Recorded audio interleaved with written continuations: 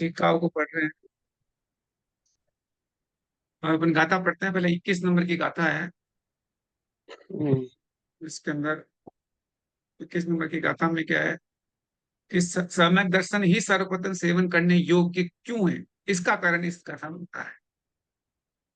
तत्रात्रो सम्यक त्वं समुपाश्रयनिमखिले यत्नेन तस्मिन् सत्येव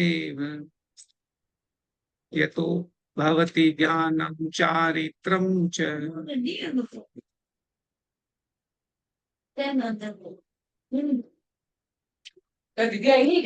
नहीं,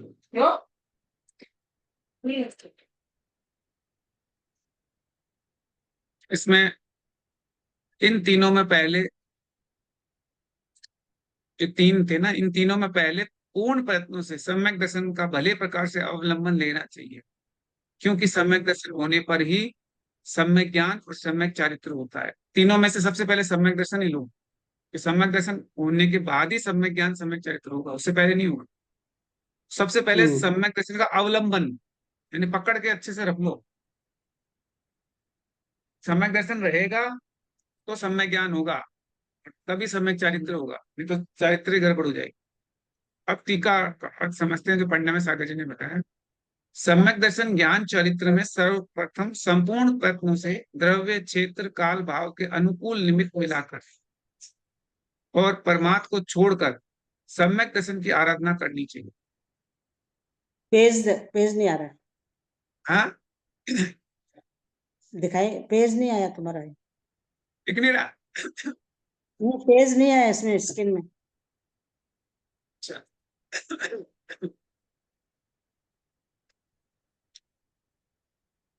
हाँ अब आया। अब दिख रहा है? अब आया है, पहले आया नहीं था। हाँ, पहले आया नहीं। कि इसमें सबसे पहले सम्यक दर्शन को पकड़ना होगा अपन को। सम्यक दर्शन ज्ञान चरित्र में सर्वप्रथम संपूर्ण प्रयत्नों से द्रव्य क्षेत्र काल भाव, चार चीजें होती है, द्रव्य क्षेत्र काल भाव, चार चीजें जब ये अनुकूल निमित्त, जब द्रव्य का निमित्त हो, क्षेत्र का काल, जब अनुकूल निमित्त को मिलाकर और परमात्म को छोड़कर, यानी आलस जो है ना उसको छोड़कर सम्यक दर्शन की आराधना करनी चाहिए। चाहे शब्द समुच्चयवासी हो, क्योंकि सम्यक दर्शन होने पर ही सम्यक ज्ञान होता है और चारित्र सम्यक चारित्र कहलाता है। और जब तक आपका सम्यक दर्शन नहीं हो, आपका ज्ञान सम्यक ज्ञान होगा ही नहीं, और चारित्र भी सम्यक चारित्र नहीं होगा। क्षयोपम आदि लब्धि के क्रम के, जो क्षयोपम आदि लब्धि जो होती है ना, उसके कर्म से करण लब्धि को प्राप्त हुए जीव के दर्शन मोहने कर्म के उपसम क्षय और क्षयोपम से जब सम्यक्त्व की उत्पत्ति होती है, उसी समय उस जीव का मति ज्ञान नाम को प्राप्त कर लेता है। तो ये पहली बार जब आपको सम्यक दर्शन होता है तब ऐसे ही होता है। तो आपकी जो सात प्रकृतियां होती है, उनके उनका जैसे मोहनी कर्म की तीन प्रकृतियां तो हो गई दर्शन मोहनी की, और चार प्रकृति हो गई। तो इनके जब क्षयोपम होता है या उपसम होता है या क्षय होता है, जब ये सात प्रकृति का जब क्षय या क्षयोपम होता है तभी आपको सम्यक दर्शन होता है, उसके पहले नहीं हो सकता। उसी टाइम उसका जो ज्ञान होता है, जो अज्ञान होता है वो मति ज्ञान प्राप्त कर लेता है, और शुद्ध अज्ञान जो होता है वो शुद्ध ज्ञान का नाम को प्राप्त होता है। सम्यक दर्शन के पूर्व यदि चारित्र था तो सम्यक तो होने पर वह चारित्र सम्यक चारित्र होता है।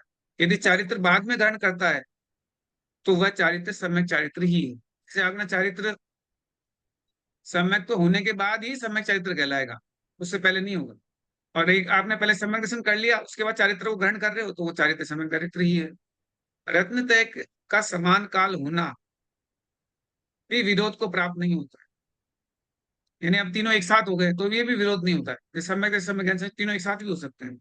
अनादि मिथ्या दृष्टि जीव के सम्यक दर्शन आदि तीनों की उत्पत्ति भिन्न अपूर्वकरण परिणाम के साथ होती है, ऐसा परम आगम का कथन है। ज्ञान और चारित्र को सम्यक नाम को हेतु होने से सम्यक दर्शन पूज्य है, यह कथन भी निर्दोष है। आपको पूरा बताइए क्या है। जैसा कहा है, जिस कारण सम्यक दर्शन ज्ञान और चारित्र की अपेक्षा उत्कृष्टता को प्राप्त होता है, उस कारण से सम्यक दर्शन को मोक्ष मार्ग के विषय में खेवटिया कहते हैं। ये मोक्ष मार्ग जो है कस खेवटिया है सम्यक दर्शन। सम्यक दर्शन होगा तब आपकी नाव आगे चलेगी, खेवटिया यही है। तो मोक्ष मार्ग के अंदर ये सम्यक दर्शन खेवटिया की तरह रहता है। आत्मा के ये तीनों गुण भिन्न भिन्न है। जैसे कि श्रद्धान गुण की पर्याय सम्यक दर्शन है, ज्ञान गुण की पर्याय सम्यक ज्ञान है, और चारित्र गुण की पर्याय सम्यक चारित्र। ये तीन गुण होते हैं आत्मा के, तीनों अलग अलग है। हम्म जैसे आपको किसी पे बिलीव हो रहा है, विश्वास हो रहा है, तो विश्वास जहाँ अच्छा सही विश्वास है तो सम्यक दर्शन है। और ज्ञान है तो वो सम्यक ज्ञान है, अगर सही ज्ञान हो तो सम्यक ज्ञान कहलाएगा। और चारित्र है और सही चारित्र है तो सम्यक चारित्र कहलाएगा। इन तीनों में ज्ञान ही चैतन्य गुण है। जो चैतन्य गुण तो तीन में से एक जगह आनी है, तो भी अचेतन भूत श्रद्धान गुण के द्वारा ज्ञान और चारित्र सम्यक होते हैं, इसलिए वह पूज्य है, ऐसा ठीक ही कहा है। तो चैतन्य का तो ज्ञाता दृष्टा होता है, तो उसमें जो चैतन्य गुण है वो तो सिर्फ ज्ञान ही है, हम्म लेकिन फिर भी वो जो ज्ञान के द्वारा ही आपको चारित्र और दर्शन होता है, इसीलिए उसको दोनों को ही, तीनों को एक साथ ही पूजनीय बोल देता है। विशेषार्थ, सम्यक्त्व के बिना 11 अंक तक का ज्ञान भी अज्ञान कहलाता है। अगर सम्यक्त्व नहीं है और आपको 11 अंक पूरे जितने जिनवाणी पूरी याद हो गई, कई लोगों को ऐसे पूरी जिनवाणी के 11 अंक जो होते हैं ना, और 14 पूर्व, हम्म उसका ज्ञान भी हो जाता, तभी अज्ञान कहलाता है। तथा महाव्रत आदि की साधना से नवम ग्रीविक तक आयु बंध के विशुद्ध परिणाम के होने पर भी वह असंयमी ही कहलाता है। जैसे आपने महाव्रत की साधना करी और आपने नव ग्रीविक का आयु बांध ली, जैसे जैसे 16 स्वर्ग के ऊपर जो नव ग्रीविक होते हैं वहां तक की आयु बांध ली, हम्म फिर भी वो असंयमी कहलाएगा, कुछ सम्यक तो नहीं है उसमें। तो इसलिए 6 डाला में लाइन भी लिखी होती है कि कई बार हमने नववेद में जन्म किया, पर पर आत्मज्ञान के बिना सुख लेस ना पाए। तो उसमें सुख आपको मिला ही नहीं, नव गिरवी तक जाके भी आपको सुख नहीं मिला, कुछ लेस कुछ फायदा नहीं हम्म हुआ, क्योंकि आप असंयमी हो, आपको सम्यक तो नहीं है। किंतु सम्यक्त्व के साथ थोड़ा सा ज्ञान भी सम्यक ज्ञान को थोड़ा बता देता है, तो सम्यक ज्ञान बन जाएगा। थोड़ा सा भी ज्ञान है आपका, थोड़ा सा, जैसे अपने को पूरा पूरे द्वादश नहीं आती है लेकिन सम्यक्त्व है, तो थोड़ा सा ज्ञान अगर नमोरिंता में भी आता है, इतना सा भी ज्ञान है, तो भी सम्यक ज्ञान कहलाएगा।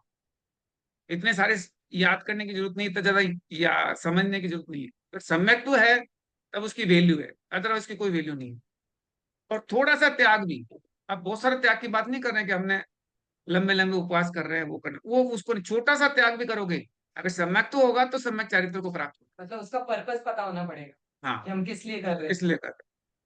तब वो सम्यक चारित्र कर, अगर आप संसार की प्राप्ति के लिए कर रहे हैं, उसकी सुख सुविधा के लिए कर रहे हैं, तो मिथ्या ज्ञान हो गया। तो मिथ्या ज्ञान मिथ्या चारित्र कहलाएगा, एक कारण है। तो आपको सम्यक्त्व के साथ ही आपको ज्ञान और चारित्र की वैल्यू है, सम्यक्त्व के बिना कोई मतलब। अब जैसे कहते और हैं, जैसे दोनों ही नहीं सोचे तो, क्या, न संसार का न मोक्ष का, दोनों ही नहीं सोचे, ऐसे ही नमोकार बोले तो। मिथ्या हो गया तो नहीं नहीं, आप ऐसा कभी भी नहीं होता कि आप कुछ नहीं सोचते, ऐसा कभी भी नहीं होता। अपने साथ प्रॉब्लम ही, अपन हमेशा कुछ ना कुछ सोचते ही हैं, बस केवल नाम बदल नमोकार तो देते हैं। जब, नाम बदलते रहते हैं, लेकिन अपने दिमाग में नवकार जपना अलग बात है, लेकिन कहीं ना कहीं आपके मन के अंदर जो चीज चल रही होती है, वो सम्यक्त्व रूप में चल रही है या मिथ्या रूप में चल रही है, उसको आपको नवकार पढ़ रहे हो कोई दिक्कत नहीं, लेकिन नवकार पढ़ते वक्त आपके अंदर क्या भावना है कि मुझे पढ़ना है सिर्फ इसलिए पढ़ रहे हैं, या इससे मेरा आत्मा का कल्याण होगा इसलिए पढ़ रहे हैं। दोनों बातों में फर्क है। आए हुए दुख मिट जाए, कि मेरे आए हुए दुख मिट जाए, मेरी तबीयत ठीक हो मेरी जाए। तबीयत ठीक हो जाए, घर में सब कुछ शांति से रह ले, अगर इस भाव से नवकार मंत्र, तो मिथ्या में चला हो गया। और यदि आपके भाव ये रहेंगे कि मेरे आत्मा का कल्याण हो जाए, मुझे सद्बुद्धि आ जाए, और निकाक्षता तो वो आपको तो फिर आपको कोई बिना आकांक्षा के आप कर रहे हो, बिना किसी डाउट के कर रहे हो, तो फिर आपका वो सम्यक्त्व में नवोकार मंत्र हो। कैसे होता है वो वाली बात है। जैसे कि अंक रहित शून्य कुछ भी कार्य साधक नहीं होते। जैसे कि अगर शून्य खूब सारे हैं लेकिन एक भी अंक नहीं है तो कोई साधक नहीं होते। वही संख्या अंक सहित होने पर 10 गुणा वृद्धि को प्राप्त हो जाती है। जैसे एक जीरो के साथ एक लगा दो, 10 गुना हो गया ना वो जीरो वैल्यू, एक एक की वैल्यू क्या हो गई 10। पहले एक थी पर जीरो लगाते 10 हो गई, फिर एक और जीरो लगा तो 100 हो गई, क्यों? एक था साथ। अगर एक हटा दो तो जीरो ही जीरो है, 1 जीरो 2 जीरो 5 जीरो, सब जीरो की वैल्यू कोई वैल्यू नहीं है, लेकिन उसके बाद एक लगने पर उसकी वैल्यू हो जाती है। इसी तरह सम्यक्त्व रहित ज्ञान और चारित्र मोक्ष मार्ग में कार्यकारी नहीं है। अगर एक नहीं है तो कुछ कार्यकारी नहीं है, किंतु सम्यक्त्व के साथ थोड़ा सा ज्ञान और अल्प चारित्र भी कार्यकारी है। इसलिए जैसे बने तैसे पहले सम्यक दर्शन प्राप्त करना चाहिए। कैसे भी आपको पहले सम्यक्त्व को प्राप्त करो, फिर आगे अपने आप चीजें बनती रहे। सम्यक्त्व को प्राप्त करने में सबसे पहली चीज यही है कि तत्वों का सही आपको पता होना चाहिए। क्या है, भगवान की जो जिनवाणी है उसमें क्या क्या भाव निकल रहे हैं, उनको अच्छे से समझना चाहिए। आठ जो उसके दोष है और गुण है वो करने से होगा। वो तो है ही, तो लेकिन सम्यक वो आपको कोई तो उस पे शंका विश्वास नहीं होना हो, चाहिए, कोई शंका तो नहीं होनी शंका नहीं होनी चाहिए। अ, 8 सम्यक दर्शन के ये अंग सम्यक कहलाते दर्शन का इंग्लिश में तो अपन राइट बिलीव ही बोलते हैं ना। हैं। Right belief, right believe, English में right believe, right knowledge, right belief. Right believe को सम्यक दर्शन बोलते हैं। कि बिलीव सही होना चाहिए, बिलीव गलत हो गया तो फिर कोई मतलब नहीं। आपको विश्वास होना चाहिए कि ये जो भगवान ने जो कहा है वो सही कहा है, उसमें डाउट नहीं होना चाहिए। अगर डाउट हो गया तो सम्यक दर्शन खत्म। इसी गाथा का अपन अर्थ समझते हैं, जो कि अभी इसमें है पंडित जी वाली में। इसको अर्थ समझते हैं। तो इसमें कहते हैं कि सम्यक दर्शन मोक्ष मार्ग की पहली सीढ़ी है। अगर सम्यक दर्शन पहली सीढ़ी है, सम्यक दर्शन, उसके बाद ही आप आगे बढ़ सकते हैं। उसके बिना ज्ञान और चारित्र सम्यक नहीं होते, मिथ्या ही रहते हैं। जब सम्यक दर्शन प्राप्त हो जाता है तभी वह ज्ञान और चारित्र जो होता है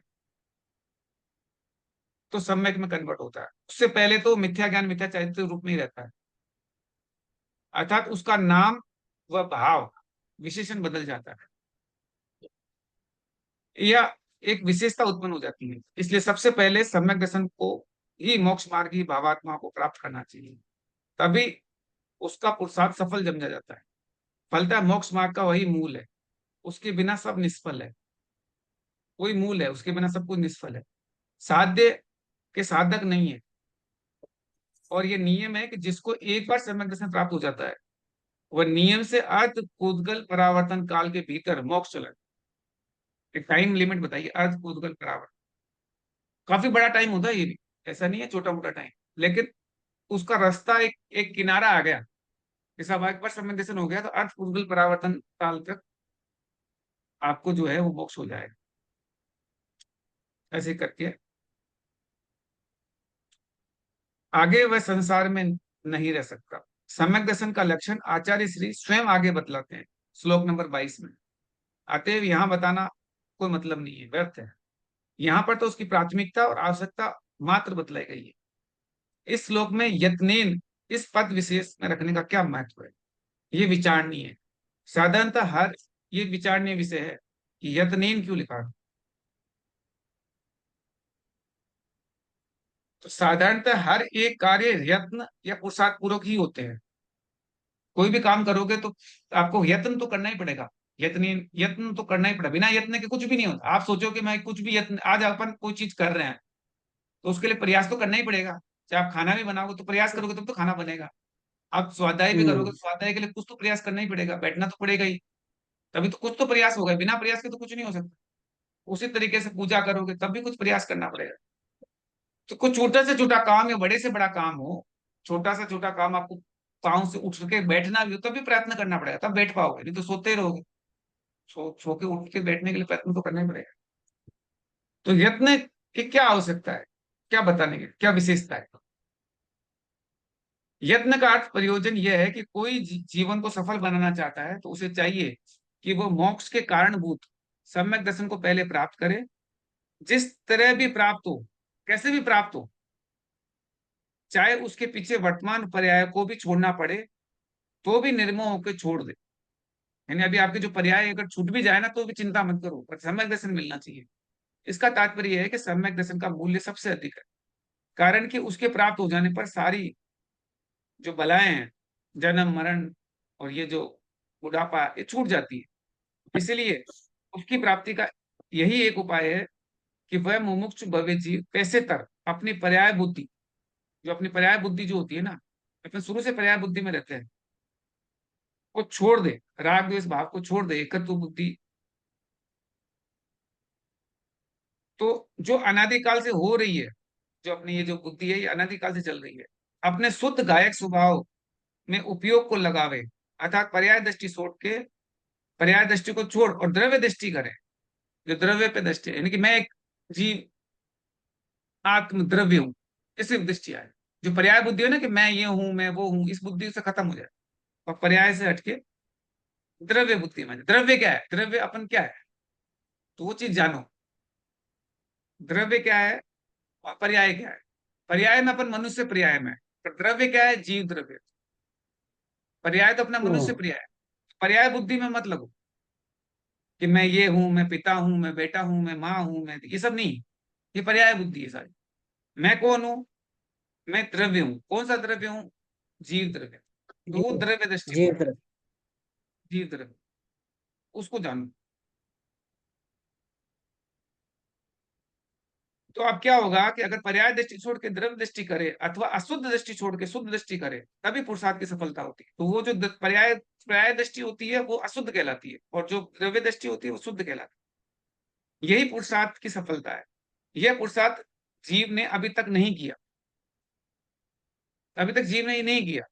तो ये जो जो सम्यक पुरुषार्थ है, और जिससे संसार छूटकर मोक्ष की प्राप्ति होगी, अतएव यत्न तद द्वारा उसी पर जोर दिया गया है।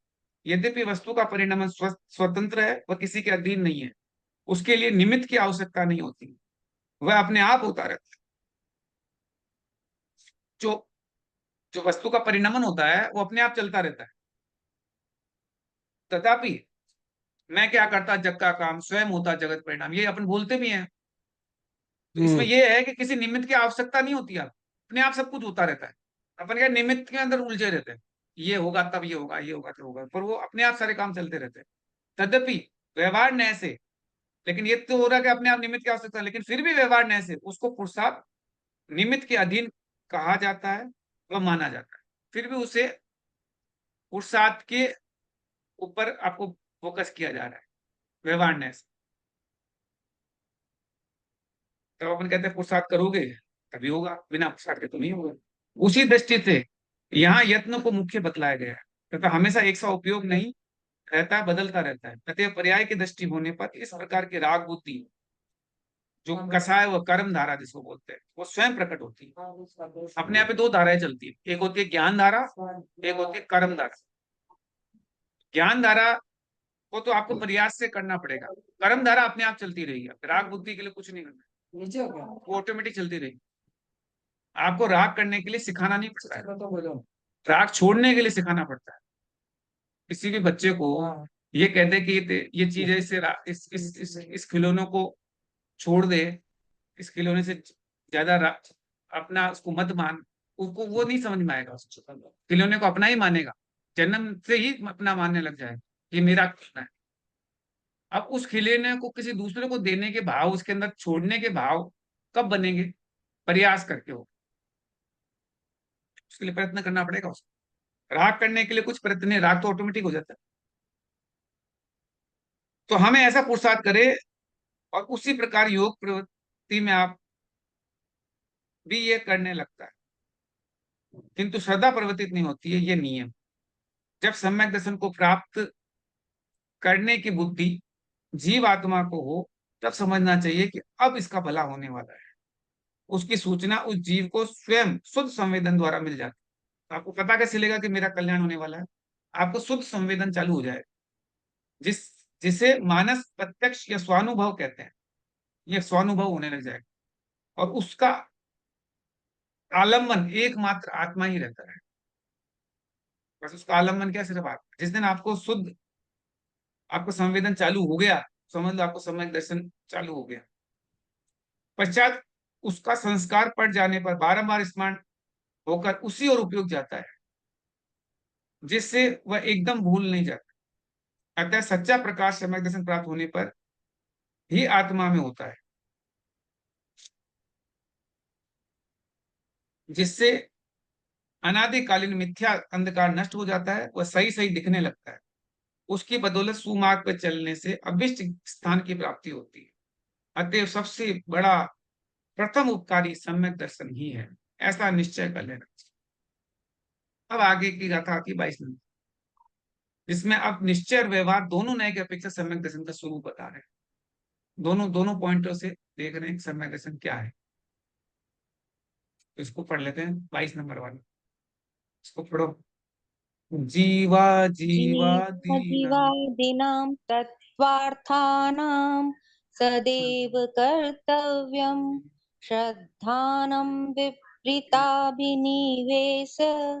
विविक्तमात्मरूपं तत्। रूपम तत्। इसमें कह रहे हैं कि जीव अजीव आदि तत्वार्थों का, जीवम अजीवम, तो जीव अजीव दोनों चीजें हो, तो जीव अजीव आदि तत्वार्थों का विपरीत अभिप्राय से रहित श्रद्धान निरंतर ही करना चाहिए, और वह श्रद्धान आत्मा का स्वरूप। इस तरीके से उन्होंने दो चीजें बोल दी। एक तो जीव अजीव जो तत्व है, आश्रव वंश, ये सब जितने भी तत्व है, इसका उल्टा अभिप्राय रहित जो आप बिलीव करोगे, तो ये तो हो गया आपका व्यवहार सम्यक दर्शन। और जो आत्मा पे बिलीव कर रहे हो, आत्मा पे सिद्धांत कर रहे हो, ये होगा निश्चय सम्यक दर्शन। इस तरीके से दो तरह के सम्यक दर्शन हो गए, निश्चय और व्यवहार। अब इन दोनों के बारे में कह रहे हैं कि जीव अजीव आदि पदार्थों का सिद्धांत करना सम्यक दर्शन है। जीव उपयोग लक्षण वाला है, और इसका उल्टा विपरीत जिसमें उपयोग लक्षण नहीं है, वो अजीव कहलाता है। जीव अजीव आश्रव बंध संवर निजरा और मोक्ष, यही तत्वार्थ कहलाता है। तत्व, ये सब जो तत्व है ना, ये सब सर्वनाम पद का है। तत्व का भाव, तत्व, तत्व का भाव तत्व कहलाता है। तत्व से तत्व का भाव तत्व बनता है, तत्व से बना तत्व। जीव अजीव आदि अर्थ कहलाते हैं। तो ये जो तत्व का अर्थ, ये तत्व ही अर्थ होने से तत्वार्थ कहलाते हैं, क्योंकि धर्म और धर्मी में अभेद होता है। तो ये जो जीव अजीव है, जब इन्हीं को ही तत्वार्थ बोलते हैं। अब शंका, तत्व का श्रद्धानी प्राप्त है, अतः तत्वार्थ कहने से प्रयोजन सिद्ध। क्या प्रयोजन सिद्ध? जब तत्व का श्रद्धानी बोल सकते हो, तो तत्वार्थ का अर्थ सिद्धांत क्यों बोलते हो? इसमें अर्थ तत्व, अर्थ क्यों जोड़ दिया? ये कहना ठीक है कि तत्वों का श्रद्धान मात्र से तत्वों का अधिकरण का ज्ञान नहीं होता। उस अर्थ के अभाव में तत्व का श्रद्धान कार्यकारी नहीं। जैसे आपको भाव भी अनेक प्रकार के होते हैं, उनमें से यहाँ पर कौन से भाव विवेचित है, ये ज्ञात ना होने से दोष आ जाए। तो सिर्फ तत्वों का श्रद्धान से सम्यक दर्शन नहीं होगा, तत्वार्थ का श्रद्धान होने पे सम्यक दर्शन होगा, क्योंकि आपको ये पता पड़ेगा किस तरीके किस भाषा से बोल रहे हैं। तो कहते हैं तत्व सब जगह मिलेंगे आपको। तो कहते हैं सांख्य जो होता है, अव्यक्त, महत, अहंकार, 5 तन्मात्रा, 11 इंद्रिय, 5 महाभूत और पुरुष मिला के 25 तत्व मानते हैं। सांख्य मत जो होते हैं ना, ये 25 तत्वों को मानते हैं। ये भी एक विचारधारा है सांख्य मतलब। अपने यहाँ 7 तत्व है, इनके यहाँ पे 25 तत्व है। यदि मात्र तत्वों का सिद्धांत से सम्यक दर्शन होता है, ऐसा मानने से तो सांख्य मत भी आ जाएगा उसमें। तत्वों का सिद्धांत नहीं करना है, तत्वों के अर्थ का सिद्धांत करना है। तो उसमें कहना क्या चाह रहे क्या सांख्य जैन नहीं है क्या? हैं? हाँ, जैन नहीं, सांख्य जैन नहीं कहलाता। ये एकदम मिथ्या दृष्टि, मिथ्या मत कहलाते हैं। कई सारे मत चलते हैं अपने यहाँ पे। सांख्य जो मत है, ये अपने जैन में नहीं आता। जैन में तो 7 ही तत्व होते हैं, 8वां तत्व होता ही नहीं है। इनमें 25 तत्व होते हैं इनके। तो फिर अर्थ के श्रद्धान से सम्यक दर्शन होता है ऐसा मानो, तो सिर्फ अर्थ का सब मान ले, इसी को सम्यक दर्शन होता है ऐसा मान ले, ऐसा कहना भी ठीक नहीं है। क्योंकि अन्य मतों में भी अर्थ श्रद्धान को तो स्वीकार किया है। जैसे कि अक्षपात के मत में 16 पदार्थ माने गए। अक्षपात करके एक और कोई फिलोसॉफी, अक्षपात, उन्होंने 16 तरह के पदार्थ माने हैं। प्रमाण, प्रमेय, संशय, प्रयोजन, दृष्टांत, सिद्धांत, अवयव, तर्क, निर्णय, वाद, जल्प, वितंडा, हेत्वाभास, छल, जाति, निग्रह, स्थान, इनके तत्व ज्ञान से मोक्ष का ज्ञान, ऐसा उनका कहना है। तो इन्होंने इतने तरह के 16 तरह के मना दिए और इनके ज्ञान से मोक्ष का ज्ञान, तो ये भी गलत है। इसलिए सिद्ध होता है कि धर्म और धर्मी का श्रद्धान करना ही युक्त है। अथवा तत्व, भाव, गुण, धर्म, ये एकात्वाची है।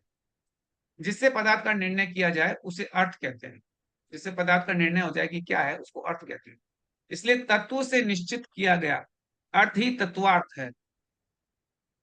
जो तत्व से जो अर्थ निश्चित करोगे वही तत्वार्थ है।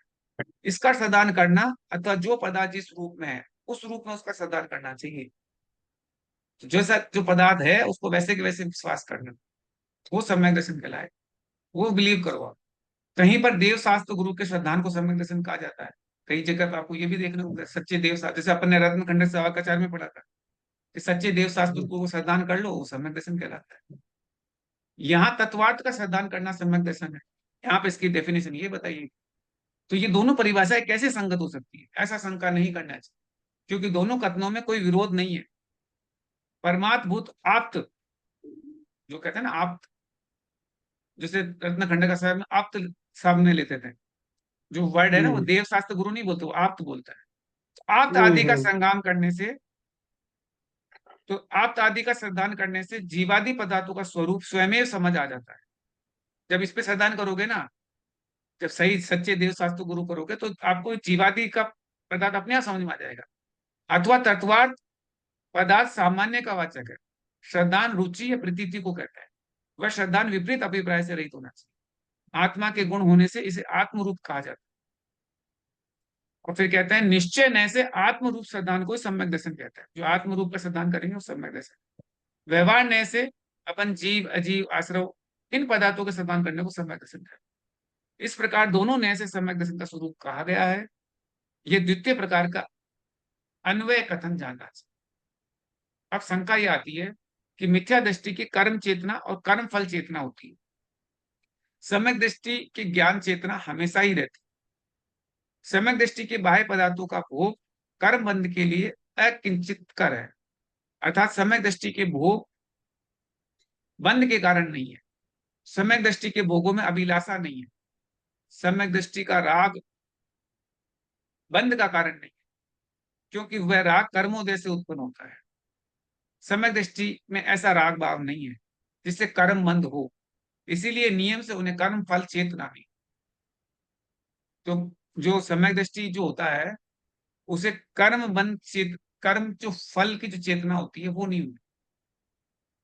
ज्ञान शक्ति होने से उसके भोग की निर्जरा के कारण निश्चय से उसकी आत्मा में शुद्धोत्म लब्धि रूप ज्ञान चेतना का प्रवाह हमेशा प्रवाहित रहता है। इससे यह बात सिद्ध हुई कि सम्यक्त्व का लक्षण स्वानुभूति है। देव शास्त्रों का श्रद्धान सम्यक्त्व का लक्षण नहीं है। स्वानुभूति या वर्ण कर्म के क्षयोपसव से उत्पन्न आत्म साक्षात्कारी वृत्ति हमेशा प्रवर्तित है। इसीलिए पूज्यपाद स्वामी ने सम्यक दृष्टि का लक्षण लिखा, विशुद्धि मात्र निश्चय सम्यक दर्शन। तो अब जब तक आपको आत्म अनुभूति नहीं होती है, स्वानुभूति नहीं होती है, तब तक अपन ये चीजें बोलते हैं देव शास्त्र गुरु पे श्रद्धान है, ये सम्यक तुम लेके आते हैं। लेकिन जब एक बार स्वानुभूति हो जाती है फिर वो लक्षण सम्यक्त्व का नहीं रहता। आपका ऐसा कहना ठीक नहीं है, क्योंकि इससे निश्चय एकांत मत का प्रसंग आता है। वह इस प्रकार का है कि निश्चय एकांत मत के अभिप्राय से आप कथित यह ठीक नहीं है। कर्म फल चेतना सभी स्थावर कायिक वेदन करते हैं। स्थावर नाम कर्म के वेदन करने वाले सभी स्थावर काय शुभ अशुभ कर्म के फल में प्रतिकार करने में सामर्थ्य से रहित है। सुख दुख रूप कर्म के फल को बाहर प्रकट किए बिना वे स्वयं अनुभव करते हैं। इसलिए वे जीव निर्बाध रूप से मिथ्या दृष्टि है। जो स्थावर काय जो होते हैं ना, जो पेड़ पौधे होते हैं, ये होते हैं स्थावर कहलाते हैं। तो ये इनके भी सुख दुख तो आते ही हैं। वो भी, उनको भी गर्मी लगती होगी, सर्दी लगती होगी, बारिश लगती होगी, लेकिन वो कुछ प्रकट नहीं कर पाते। विशेष राग द्वेष मोह से युक्त त्रस्त जीव, जो त्रस्त जीव अपन लोग त्रस्त जीव कहलाता है, तो कर्म फल की हम्म। अनुभूति होने पर इष्ट अनिष्ट भावों का परित्याग करने के सामर्थ्य वाले होते हैं, तो अपन प्रतिकार कर लेते हैं। जैसे अपन को गर्मी लगी तो अपन एसी में चले गए, हम्म। अपन को सर्दी लगी तो रजाई ओढ़ ली, तो अपन प्रतिकार कर लिए, उस गर्मी सर्दी का प्रतिकार कर लिया। पेड़ पौधा बेचारा क्या करेगा, कुछ नहीं कर सकता, वो तो वहीं खड़ा ही रहेगा, चाहे गर्मी लगे चाहे सर्दी लगे। तो अपन क्या करते हैं, हम्म। प्रतिकार के सामर्थ्य वाले होते हैं, इसलिए ऐसे जीव कर्म चेतना से संयुक्त होते हैं। अर्थात सभी त्रस्त जीव कर्म चेतना का वेदन करते हैं।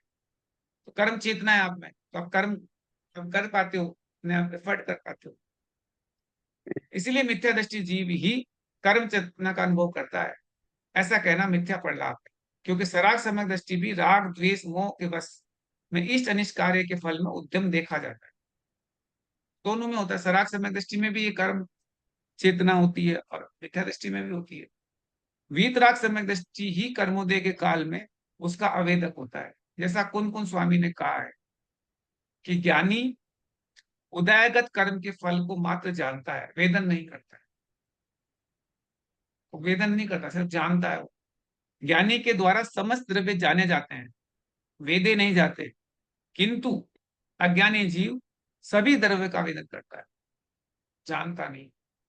ये फर्क है। ज्ञानी तो क्या है, जानता है पर उसको अनुभव में उसको वेदन नहीं करता है, सुख दुख उसको लगता नहीं मेरे को सुखी हो रहा दुखी हो रहा। और अज्ञानी लोग सुखी दुखी बिल्कुल मेहनत पर जानता कुछ नहीं है, मेरे को सुख हम्म। दुख क्यों हो रहा है। वेदन तो सब करता है, पकड़ नहीं पाता क्यों हो रहा है। ज्ञानी पकड़ लेता है क्यों हो रहा है।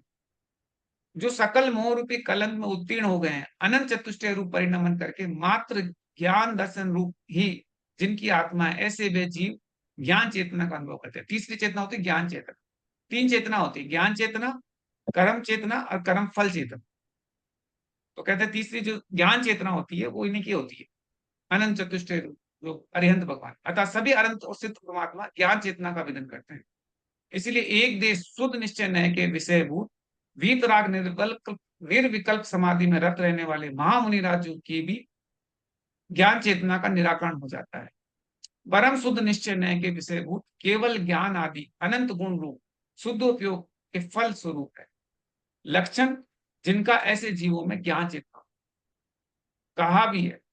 सभी स्थावर काय कर्म फल चेतना का वेदन करते हैं। सभी त्रस्त जीव कर्म चेतना का अनुभव करते हैं। और प्राणी प्राणातिक्रांत अरहंत और सिद्धि जो सिद्ध भगवान होते हैं वो ज्ञान चेतना का अनुभव करते हैं। तो तीन तरह के जीव हो गए। एक हो गए स्थावर जीव जो कि कर्म फल चेतना का वेदन करते हैं, अपन जैसे जो त्रस्त जीव वो कर्म चेतना का करते हैं, और जो अरिहंत और सिद्ध है वो ज्ञान चेतना। इस प्रकार तीनों प्रकार के चेतना गुण के संबंध में सकल जीव राशि तीन वेद को प्राप्त होती है। उन्हें निश्चित व्यवहार निश्चय और व्यवहार रूप मोक्ष मार्ग में ये त्रिविध चेतना कुछ भिन्न रूप में प्रतिभाषित हो जाती है। शुभ अशुभ के कर्मोदय के समय आत्मा में हर्ष विषादात्मक अवस्था में एकात्म पने का अनुभव होना कर्म फल चेतना मानी जाती है। ज्ञान दर्शन चारित्र तप और वीराचार बढ़ने से जो नित्य उद्यमी होते हैं वह क्रिया कर्म की प्रधानता से कर्म चेतना वाली। ऐसे करके तो वो कर्म चेतना कर्म फल चेतना तो इसमें दोनों में बता दिया। तो अगर आप दुखी हो रहे हो सुखी हो रहे हो तो आप कर्म फल चेतना है। और अगर दर्शन चारित्र में आप आगे बढ़ रहे हो, थोड़ा सा व्रत धारण कर रहे हो, थोड़ा उपवास कर रहे हो, थोड़ा सा काय क्लेश कर रहे हो, तो फिर आप कर्म चेतना वाले हो। उनमें भी होती है। अब अपन जनवाणी स्तुति करते हैं। जावाणी के ज्ञान से ज्ञान को सूझे लोकालो सोवाणी मस्तक सदा देखो दो हे जिनवाणी भारती तुझे जो तेरा शरणागत तो पाए सुख के